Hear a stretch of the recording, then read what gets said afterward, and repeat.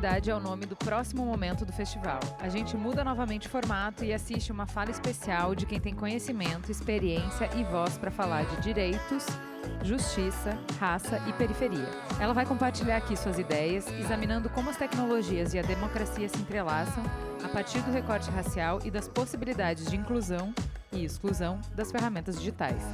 Convido ao palco Tuane Nascimento. A Tuane é diretora executiva do Perifa Connection, integrante da Coalizão Negra por Direitos, cria da Vila Operária, estudante de Direito da UFRJ e inspiradora de personagem de novela. Tux, é com você. Você tem 15 minutos. Vamos lá, rapaziada. Boa tarde. Já me apresentaram, então não preciso aqui ficar me elogiando, apesar de ser leonina. Obrigada. E hoje nós vamos falar um pouco, sobre a equidade. E aí eu fui trazendo recortes, porque equidade é muita coisa. Então nós vamos falar de equidade racial a partir disso. E quando a gente bota ali vozes, eu sou Tuane, fui bem apresentada falando que sou diretora executiva do Perifa Connection, nome bonito para quem trabalha, mas o Perifa é uma organização de centenas de jovens de periferia ao redor do Brasil.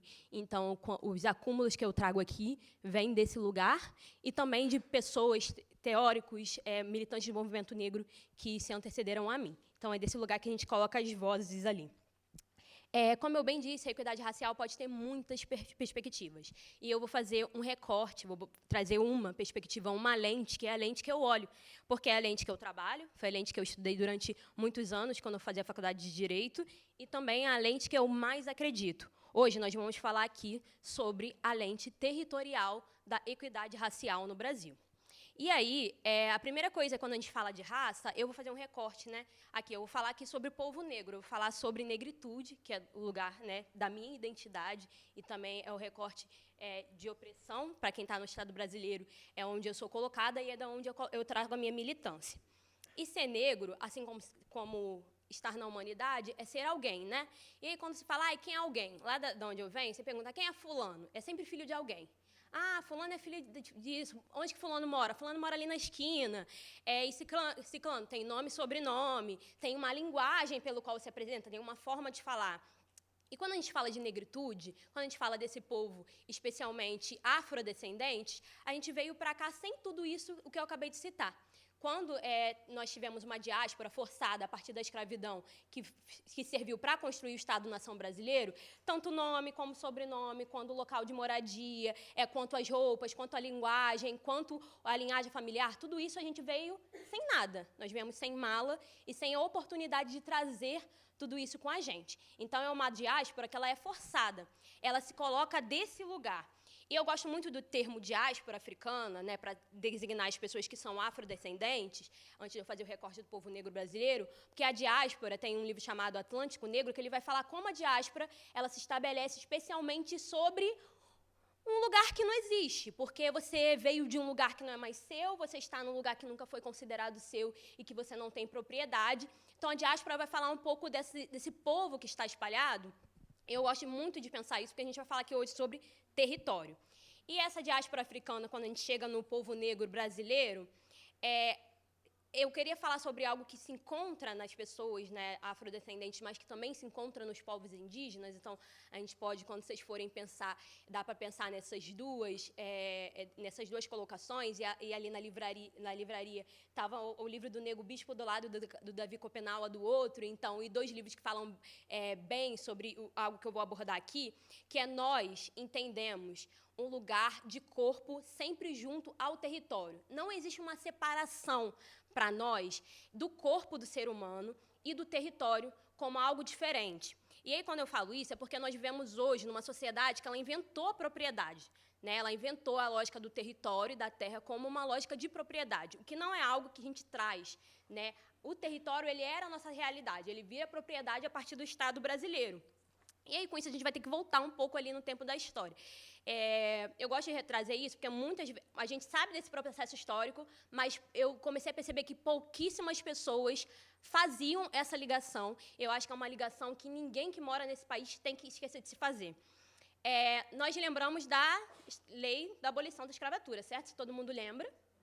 Todo mundo lembra também da lei de terras, de 1500. A Lei de Terras de 1500, e por que elas estão intrinsecamente ligadas? Quando a gente fala de abolição de escravatura, a gente está falando de pessoas que eram escravas e elas agora vão ser libertas. Se elas vão se tornar seres humanos, esse é outro debate. Mas a gente está falando de escravidão e liberdade aqui, nesse binômio que vai nos ajudar nesse momento. Só que o Estado brasileiro bem percebeu o que eu tinha falado antes com vocês. O que eu falei com vocês? Que nós, pessoas negras, especialmente pessoas indígenas, e aí tem outras racialidades que podem usar esse marco, mas eu estou falando aqui de quem eu sei, né, de quem eu já estudei, trabalha com a lógica do corpo e do território como algo imbricado, né, interseccional, aí pode usar o termo que for, mas eu gosto do termo imbricado. E aí o Estado e o sistema bem percebeu isso, tanto que antes da abolição da escravatura, eles percebem, olha, se a gente tem um monte de gente que vai ser livre e a gente tem um monte de terra que é livre, match. Eles deram um match que eles gostam. Então, eles vão ter corpo e eles vão ter território. Eles vão chegar no que a gente chama, a gente chama há pouco tempo, mas que é uma consolidação dada há muito tempo. Então, de 2015 para cá, a Marcha das Mulheres Negras, e aqui eu trago a figura da Nilma Bent, né, que é do Centro de Estudos de Negro Pará, e também é um acúmulo que povos indígenas fazem, que é o tal do bem viver. Então, a gente tem corpo, a gente tem território, a gente tem terra livre, tem gente livre, a gente consegue alcançar o bem viver. E, com isso, o Estado brasileiro, o sistema que estava dado, percebeu que não seria exatamente uma boa ideia para ser feita. Então, antes da abolição da escravatura, nós tivemos a Lei da Terra. O que aconteceu no processo do Estado brasileiro? Que o Gessé de Souza vai chamar de o cativeiro da terra. Antes, nós tínhamos o ser humano cativo, certo? E agora nós vamos ter a terra cativa. A Lei de Terras, ela cria propriedade no Brasil específica. É óbvio que o termo da propriedade é antigo, né? Dado em outras formas. No Brasil, a propriedade específica da forma como a gente vê hoje, ela se dá a partir da Lei de Terras. Isso vai dizer que, agora, para você ter terra, para você habitar um território, para vocês ter um território, para você ter uma ligação, para você ter posse de algo, você precisa ter um documento, você precisa comprar, você precisa ter dinheiro. Então, o ser humano, que antes era o cativo, ele vai ser liberto, mas agora a terra vai ficar cativa. Então, por isso que a gente fala que teve uma falsa abolição, porque nós nunca fomos libertos de verdade, porque nós nunca conseguimos alcançar um bem viver, porque nós nunca conseguimos dar um match corpo e território. E aí eu estou falando isso porque a gente está falando que vai falar de periferia. E aí eu vou fazer aqui uma defesa, que é, diante dessa falsa abolição, e o Ine, que estava hoje aqui vestida de mangueirense, apesar de ser portelense, que é a maior campeã do Carnaval Carioca, com todo respeito à Mangueira, mas eu vou trazer aqui um Carnaval da Mangueira, né, dos 100 anos de abolição, que é a falsa abolição é uma liberdade, a abolição é uma liberdade ou ela é uma ilusão? E todas essas reflexões, as pessoas negras, o movimento negro faz no Brasil há muito tempo. Só que tem o que eu considero, que muitas pessoas consideram, o que foi o instrumento de tecnologia de sobrevivência no Brasil. O nome dele se chama território, e mais especificamente se chama periferia. A periferia, ela foi o principal instrumento, a principal tecnologia, e quando eu falo tecnologia, aquela tecnologia que o Ine bem falou aqui antes, né? A principal tecnologia para o povo negro sobreviver nesse país, a despeito do que estava dado. E por que eu estou falando isso? Porque os territórios, sem o território, a gente estaria pior do que foi colocado. Mas a população escravizada conseguiu, às margens da sociedade, criar sua cultura, conseguiu criar a sua educação, conseguiu criar os seus territórios, e desde os quilombos, as favelas atuais, trazendo aí a figura de Beatriz Nascimento, isso é colocado, e a vivência às margens do que seriam os centros oficiais do Brasil permitiu que nós estivéssemos vivos aqui até hoje. Porque todos nós sabemos, também está lá no Genocídio do Negro Brasileiro e consta em arquivos nacionais do Brasil, que tinha um plano para acabar com o povo negro no Brasil. Lá com data, em 1940, nós não teríamos mais pessoas negras no Brasil. Está escrito, isso foi vendido para fora como uma forma, né, do Brasil lidar com a questão da escravização africana. E essa margem, viver à margem da sociedade, ou seja, na periferia, foi a forma como nós conseguimos sobreviver por muito tempo. E aí eu vou dar um exemplo disso, que é a favela. Hoje a gente tem a primeira favela do Brasil, que é a Providência, e esse nome foi dado porque os soldados que combateram, né, na Guerra do Canudos, né, vocês devem saber dessa historinha, acharam semelhante a planta favela, que tinha em Canudos, os morros da favela, né, que era o Morro da Favela, era como chamado também em Canudos, com a Providência lá no Rio de Janeiro. Depois que o termo favela começou a ser chamado todas as comunidades periféricas, especialmente, né, na lógica ali carioca, a Providência assumiu o nome Providência, Morro da Providência, ou seja, a providência que foi dada para as pessoas negras, né, que tinham combatido a guerra, e aí a favela começou a ser um nome designado em todos os lugares. E aí eu trago esse grande apanhado para poder falar do problema, da situação que nós encontramos aqui, para poder, junto com vocês, designar um pouco mais de como nós possamos pensar a solução. Eu já falei aqui de uma solução que foi as periferias do Brasil. Hoje, na periferia, a gente encontra um estado que ele é paralelo, e aí, quando eu falo periferia, não estou falando só de favela. Periferia, para mim, é todo território que não é centralizado, onde vivem pessoas que estão à margem do sistema oficial. Então, a gente está falando que o Brasil é, majoritariamente, aí uma grande periferia. Estou falando de favelas, altos, morros, quebradas, perifas, comunidades indígenas, quilombolas, ribeirinhas, caiçaras, extrativistas, e assim, pescadoras, pesqueiras, e assim vai. E eu queria abordar com vocês 3 diretrizes, 3 soluções, 3 argumentos e 3 caminhos que a gente pode seguir quando a gente está falando de democracia e de pensar tecnologias sociais para pensar uma equidade no Brasil. E a primeira dela é reconhecer lideranças. As periferias brasileiras, elas não são territórios desorganizados, despolitizados, como se diz por aí. Elas são territórios extremamente organizados, extremamente politizados, seja para qual linha for. Mas, normalmente, quando você vai numa periferia, você consegue identificar ali pelo menos um líder cultural, um educacional, um líder de infância, infanto-juvenil, consegue identificar um líder territorial, que aí, normalmente, a associação de moradores tem uma estrutura maior. Mas é muito importante quando a gente fala, como eu quero ajudar que esse instrumento de sobrevivência continue sendo potencializado. Primeira coisa, reconhecer as lideranças das periferias. Porque, muitas vezes, essas pessoas não são reconhecidas como lideranças porque as pessoas não reconhecem as periferias como territórios organizados. Então, se não é organizado, não tem liderança. E isso é muito importante. Eu estava, há pouco tempo, para dar um exemplo, conversando com um menino que ele organiza uma roda de rima no Morro do Sapo, que é uma comunidade lá, é uma favela no Centenário, em Duque de Caxias, né, que é a cidade que eu moro. E ele estava falando, olha, entra na rede do Perifa, já que você é uma liderança comunitária, lá tem várias pessoas que você pode trocar. E ele não se reconhecia como liderança. Falou, não sou liderança nenhuma. Falei, amigo, você junta 40 jovens para poder debater, né, batalha de sangue, tanto conhecimento. Para quem não sabe, batalha de sangue é aquela batalha de rap mais para atacar outro oponente, né? Aquela mais briga direta. E a batalha de conhecimento normalmente tem uma temática que as pessoas dialogam e fazem rima em cima. Então, ele faz uma coisa que acontece pouco hoje, né? Então, a gente tem pouca batalha de conhecimento hoje com o rap, né? Com a despolitização do rap.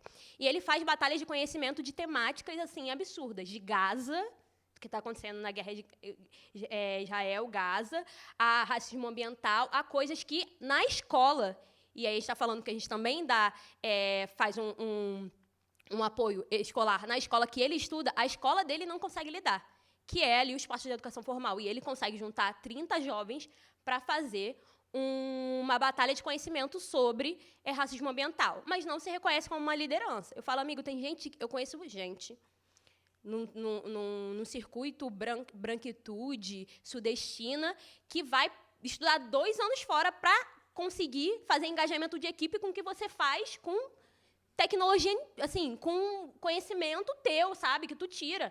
Então, esse menino se reconhecer como liderança é um dos nossos trabalhos. Por exemplo, o trabalho do Perifa Connection, e deve ser o trabalho de todo aquele que quer pensar a perspectiva da equidade a partir da democracia. E também suscitar tecnologias, né? Tem diversas tecnologias que fazem, hoje, reconhecimento de lideranças e também agrupamento de lideranças, né, que conectam lideranças que estão em ambientes diferentes, que têm níveis de formação diferentes para poder fortalecer e isso ser avançado. Então, isso é algo muito importante, reconhecer lideranças. A segunda delas é reconhecer as próprias tecnologias.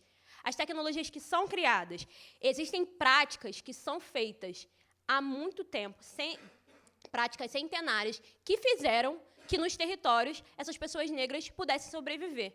Práticas que não são reconhecidas pelo ideário oficial vigente, pelo senso comum, mas que são práticas que hoje nós vemos na prática SG, com outros nomes, em bonitos, em inglês, outros nomes acadêmicos, que vêm sendo colocados como novos. Eu vou dar um exemplo que eu fiquei revoltada na época, eu falei, não é possível. Eu estava em Glasgow, na primeira vez que eu fui para a Conferência das Nações Unidas para Mudanças Climáticas, para a COP, e eu estava na Cúpula dos Povos, porque eu estava sem credencial desse dia, para a área aberta. E aí, estava tendo uma premiação. E aí, eu cheguei lá, né, entendendo pouco, e a menina explicando, uma menina de 15 anos, nada contra ela, tudo contra o sistema que estava ao redor dela, ela tinha acabado de ganhar um prêmio de inovação social e tecnologia social, que ela tinha inventado a reutilização de copo. Ela, uma menina de 15 anos da Escócia, tinha inventado a reutilização de copos. Falei, oxi, que história é essa, gente? Aí ela passando, o tal do Green Cup e da Green Bottle.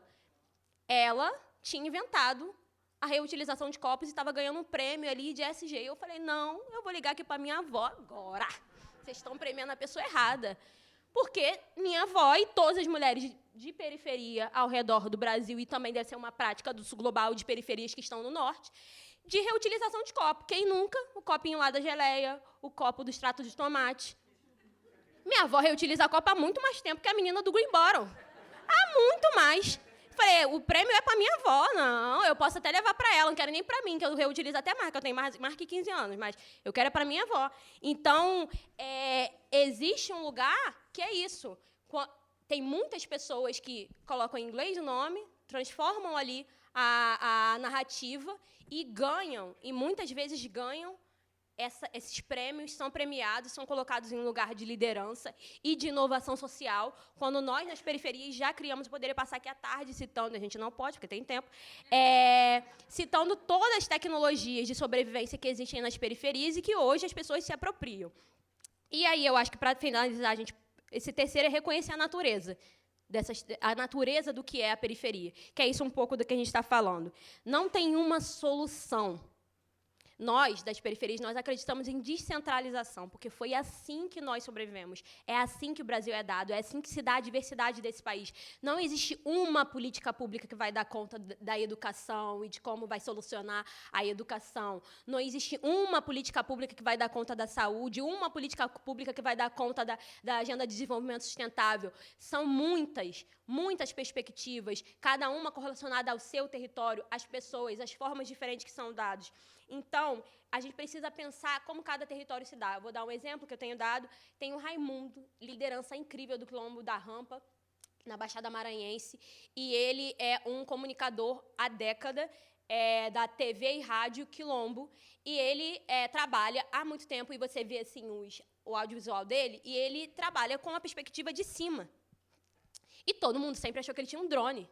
Só que ele tem, na verdade, o bambu drone, que é um celular amarrado com cipó na ponta de um bambu de 10 metros, que ele grava e faz os conteúdos audiovisuais dele no Quilombo da Rampa, que é esse quilombo que está citado. Então, é uma solução que foi pensada para ele, naquela perspectiva, e que, óbvio, a gente não vai romantizar. Muitas de nossas soluções são porque a gente precisa, porque a gente não tem acesso a outras coisas. Então, quando a gente fala de acesso também, a gente vai pensar, se um cara que consegue criar um bambu drone, o que quando ele tiver um drone na mão? Eu falo para o Raimundo, eu tenho medo de ti, velho. Eu tenho medo. O dia que tu tiver tudo na mão, é um cara que vai conseguir voar. Então, reconhecer a própria natureza da periferia, que é uma natureza descentralizada, que são as soluções descentralizadas, são muitas, são múltiplas, e óbvio que isso é muito mais difícil de lidar.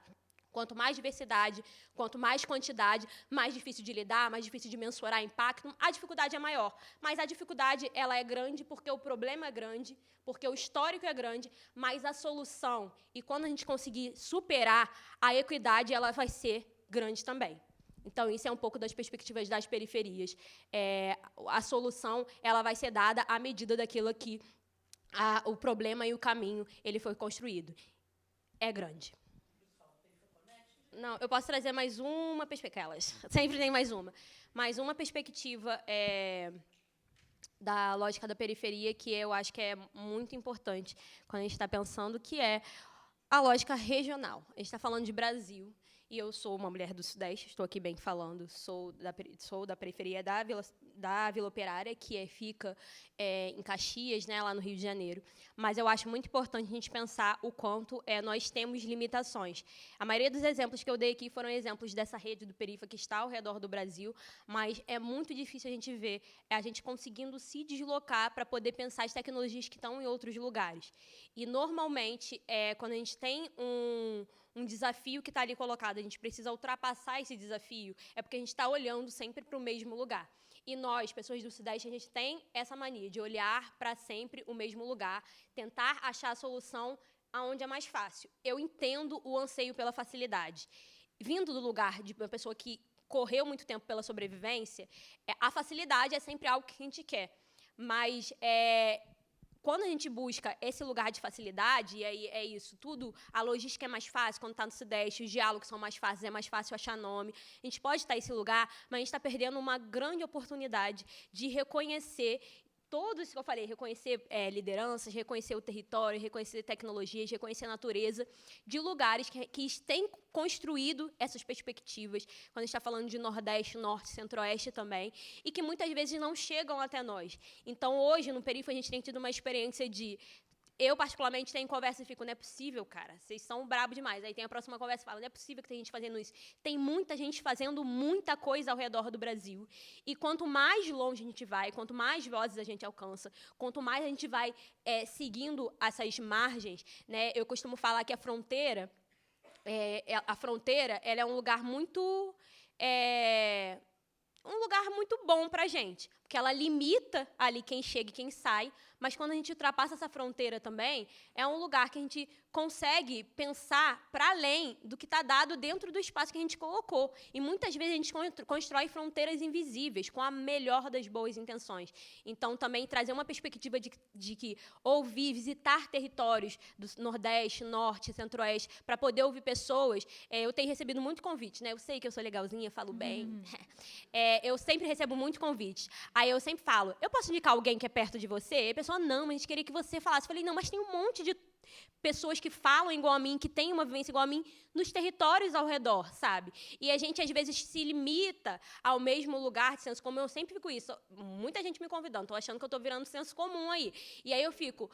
A gente tem que se colocar também no lugar de abrir essa perspectiva para novas juventudes, juventude de Norte, juventude de Nordeste, pessoas que têm construído. A gente está falando muito de Amazônia e pouco das soluções que vêm dos territórios amazônicos. A gente está falando muito de Amazônia natureza, só por si só, e está falando de pouco na Amazônia humana, muito a Amazônia fechada, a floresta fechada, densa, e pouco a Amazônia urbana, a Amazônia ribeirinha, a Amazônia quilombola, indígena.